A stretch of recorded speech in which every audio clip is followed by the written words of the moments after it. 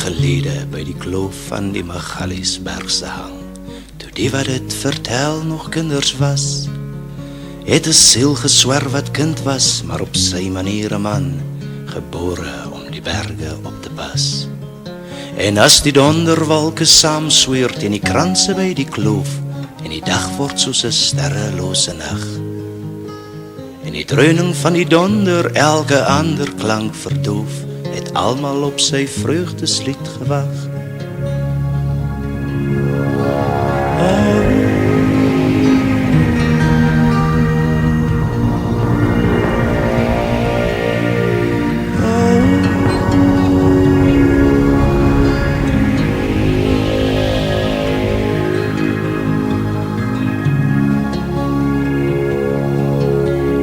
Kranse was sy mure en die hemel was sy dak, en sy vriende was die donder en die reën.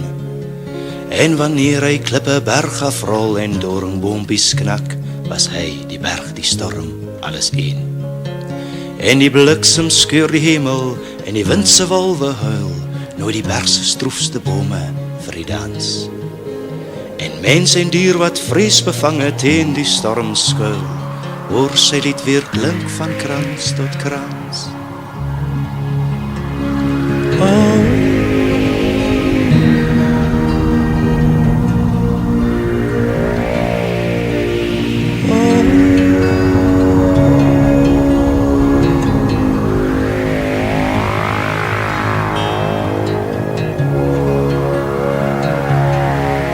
Lang gelede by die kloof van die Magaliesbergse hang, na nagte teen die kranse in die reën, het 'n siel gesterf wat kind was, maar op sy manier 'n man, en daarna was die berge weer alleen.